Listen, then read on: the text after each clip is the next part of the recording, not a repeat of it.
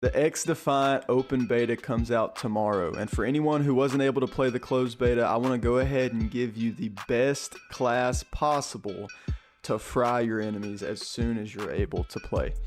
There are a lot of guns in the game right now. I mean, not actually a lot compared to most other shooter games, but there's 4 assault rifles and 4 SMGs that we're going to be looking at. Not going to be looking at shotgun or sniper or marksman classes or LMGs or anything like that. Just the 2 main weapon groups, assault rifle and SMG.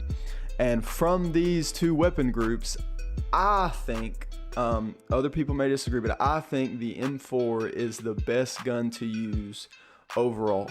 They've done a really great job balancing this game so that SMGs are really great at close range, assault rifles are really good at medium range, and then even marksman and sniper rifles are essential to have on some maps. So it's not like you're just going to have one gun and you're going to fry everybody up close, fry everybody really far away, and just a one-size-fits-all weapon. That's not going to happen in this game, thankfully. I'm thankful for that. But the closest thing to that and the most versatile gun in the game with attachments is, in my opinion, the M4A1. So what you're watching right now in the background is a gameplay of me going off with the M4 in an escort map using this exact class.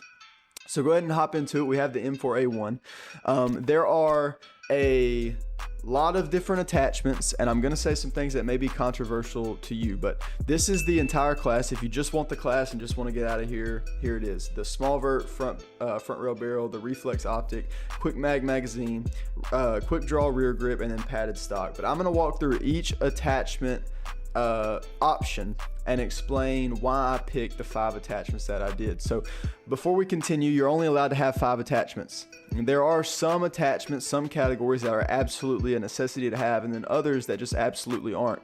And I'll make another video explaining the must-have attachments. But for ARs, I like having a reflex sight. So that's a no-brainer attachments for me, just so that I can have a clear sight picture for my gun to see my enemies. But as far as muzzle goes, if you look at the muzzles that are in the game right now, there's some that have some viable stats, but for the most part, you can do without any of this stuff. Suppressors aren't necessary.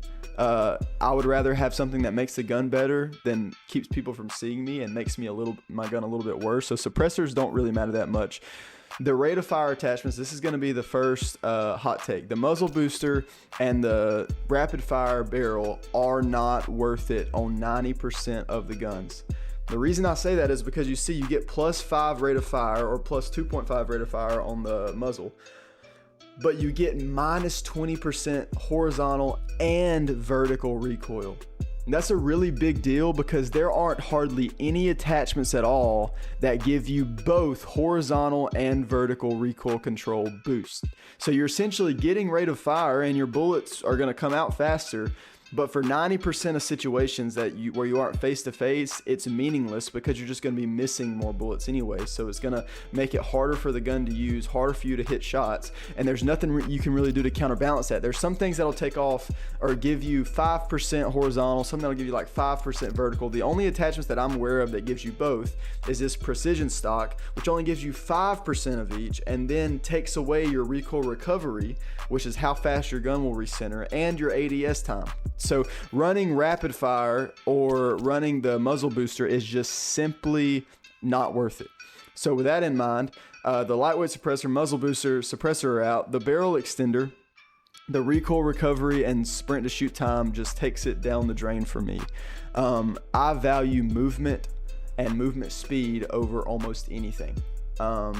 That's just what I value. I mean, if I don't have movement and movement speed but have all the control in the world, it doesn't matter. I don't want to just sit still. I want to be able to move fast. I want to be able to snap to people. I want to be able to do all those things while at the same time doing all I can to keep my recoil down and my damage up.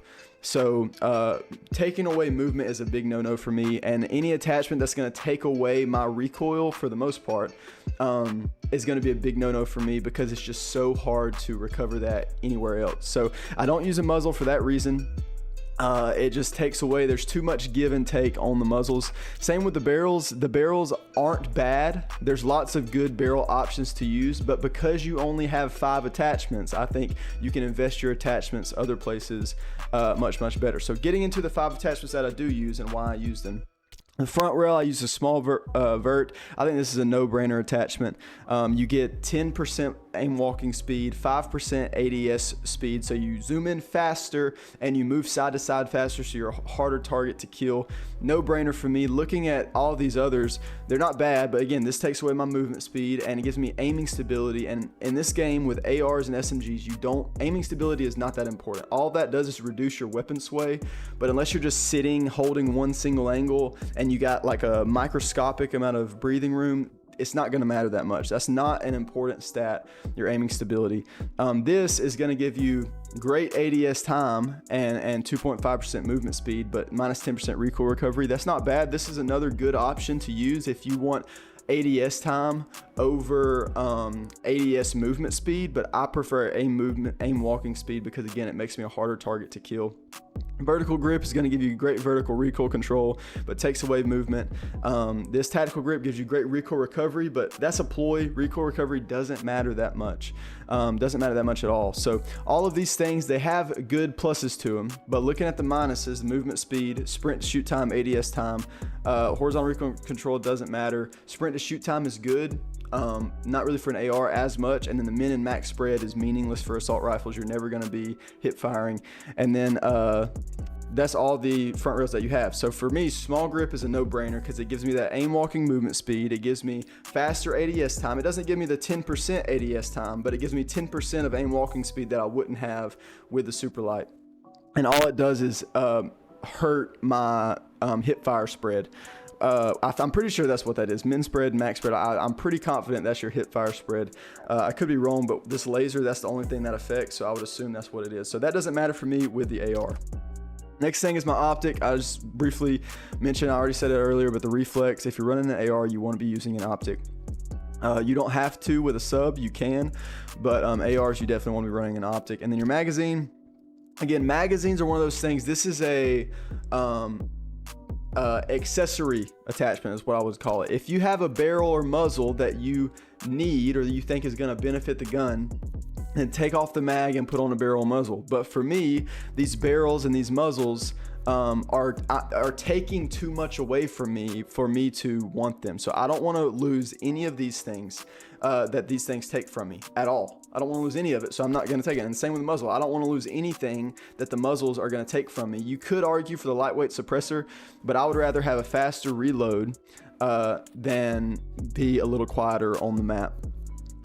Because I just don't think that matters quite as much. So small vert, reflex, quick mag, you can use the other magazines, but again, these are gonna reduce your ADS time, reduce your movement speed, things like that, and so it's just not worth it for me. I'll take the quick mag where I get 15% reload speed and 5 more ammo capacity in my gun. That's a no-brainer attachment for me.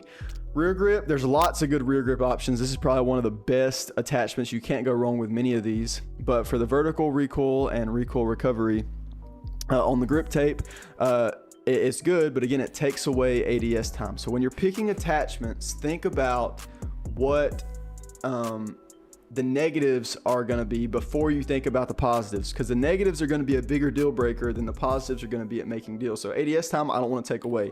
Recoil recovery doesn't really matter, so you can have an attachment with 10% ADS boost and 5% aim stability. So that's a good option. You have this option, aim walking speed is given 10%, but again, sprint to shoot time is decreased by 5%. So that's a negative. That's a great positive, but it's a negative that I don't want to have. Heavy grip, this is a great option, gives you 10% ADS hit flinch and 2.5% vertical recoil. That's a great option. It has no negatives, but I'm going to explain why I don't use that here in a moment.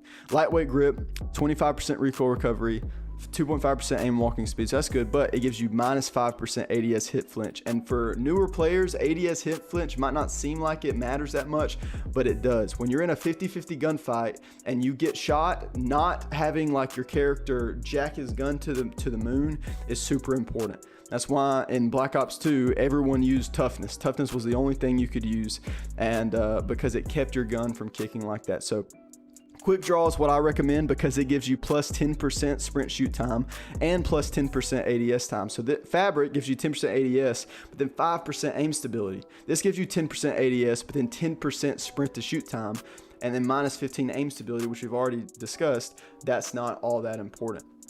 So this is a great attachment. I would suggest anyone to use it on any gun because it's just that good. The heavy grip is the other good option, which gives you plus 10% hit flinch and recoil, horizontal recoil recovery. But that's where the stock comes in. The reason I don't use the heavy grip is because I use the padded stock, which gives you 15% recoil recovery. We don't care about that too much, but it's there. 10% aim stability. We don't care about that too much, but it's there. And it gives you 5% ADS hit flinch. So the quick draw is going to give you 5 extra percent ADS hit flinch, but you're not getting the 10% sprint shoot time and the 10% ADS time. So your gun is going to be a little less flinchy, but a lot slower. This way you get a lot more speed, but you still get some flinchiness taken away. Looking at the others, this takes away ADS time, this takes away aim walking speed, this takes away ADS time, this takes away ADS hit flinch. So really the only option here for stock is padded. It's the only thing you're going to want to be using in this category. Quick draw is the best option in this category. You can use heavy grip, but I suggest quick draw. It's going to make you much faster. Reflex is a no-brainer. Quick mag is a no-brainer as far as magazines go. The small vert for me is a no-brainer. There's a couple of other options you can have, but I'm going to go with the small vert because it's giving me more of what I want and taking away less of what I don't want. And then the barrel and muzzle, I've already discussed that these two things, there's too many negatives on all of these. They have some good positives, but the negatives are impossible to counteract, especially with rapid fire. So this is the class that I use. This is the M4 that I use. Here's the M9 pistol. I think it's a great pistol. Muzzle booster, reflex, quick mag, quick draw. It's super simple if you want to copy that. And then I use a sticky device. But if we go to the M4 and look at the detailed stats, here's what we see. I'll work from left to right. First, on the far left, we see that our damage and range is constant. 17, 16, 14. That's a great weapon analysis, whatever you want to call it, chart. And then our rate of fire is not going up at all because we're not using those rate of fire attachments because it's going to kill our recoil control. It's going to absolutely kill our recoil control. But what we do get on mobility is our movement, our aim walking movement is sped up. Our sprinting speed isn't sped up, but we don't care that much with that on ARs. And then our weapon handling, our sprint out time is better, our ADS time is better, and our aiming stability is better. And the only negative that we have is our recoil control. If you see the 50% thing is slightly higher than the base mark. But even then, the pink ring is when you're getting into the outer works of like lots of takeaway. And so that recoil mark is perfect. We haven't equipped any attachments that are going to hinder our recoil, but we also haven't equipped any attachments that are really going to affect it in a positive way.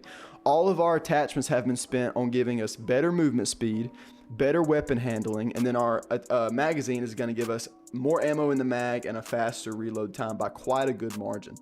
So that's why I love this class setup. I think it's great. There's a couple other options. Again, you could use the heavy wrap versus the quick draw wrap. The heavy grip versus quick draw if you want a little bit more ADS flinch, but again, that's going to take away your movement speed. So in this situation, this is the best way to increase your movement and weapon handling while not destroying your recoil control. The only negative in this class that is visible on this sheet is the hip fire spread. And hip fire spread is pointless on an assault rifle. If someone's close enough to you for you to be hip firing, it doesn't matter what the stat is, your bullets are going to be hitting them. So that's what I think is the best class for the M4. There are going to be other classes out there that have faster fire rate, but it's going to be hard to control and not as great movement speed. There's going to be classes out there that have a lot more control, but much less mobility and handling. So this is the most well-rounded M4 class that I can think to give you guys. And it's the one I've been using. It's the one I've been frying with. I think you've seen clips of me playing with it in the background of this video. But this is my favorite M4 class, my favorite class in the game so far. So if you like it, then try it out. Let me know what you think. Let me know what you would change. There's lots of good attachments. I think the game will get to a point probably where everyone's using the same class, but there's lots of attachments where you can change it up and it's not going to be so stagnant. I hope everybody's going to have lots of different things that they enjoy to use and to do. But as you get on the game today or tomorrow, if you didn't play the closed beta, use this class, try it out, let me know what you think. And if you want to see more Xdefiant videos over the next couple of days of the beta, or definitely a lot of Xdefiant videos once the full game comes out. Be sure to subscribe, leave a comment, let me know how you enjoyed it. Like the video. It's going to give me a huge boost in the algorithm, and I would really love to see some likes on the video. It'll give me great motivation to continue posting. But that's gonna do it for me. I've talked enough. Y'all go put this class on. Let me know what you think, and I'll see you guys in the next one. Peace.